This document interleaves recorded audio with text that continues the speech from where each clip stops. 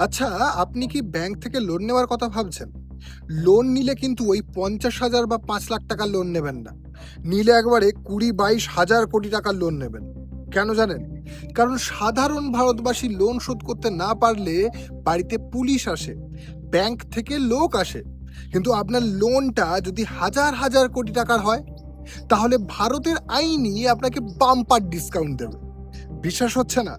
তাহলে জি গ্রুপের মালিক বিজেপির এক্স সাংসদ সুভাষচন্দ্রের কেসটা দেখুন। বিজেপির এই এক্স সাংসদের ব্যাংকের কাছে ধার ছিল প্রায় ২২,০০৬ কোটি টাকা। হ্যাঁ, ২২,০০৬ কোটি টাকা। সুভাষ হাত উল্টে বললেন, ভাই টাকা তো আমার কাছে নেই, বড় জোর ওই ৬.৫ কোটি টাকা দিতে পারি। ব্যাস, আদালত বলল তথাস্তু। ফ্লিপকার্ট অ্যামাজনও এত ছাড় দেয় না যতটা ভারতের এই সিস্টেম নিউজ চ্যানেলের মালিক কিংবা বিজেপি সাংসদদের দিচ্ছে। সোজা 99.97% ডিসকাউন্ট। আর সবচেয়ে মজার বিষয়টা কি জানেন? এই যে হাজার হাজার কোটি টাকা মুকুব হয়ে গেল, এই লসটা কে খাবে?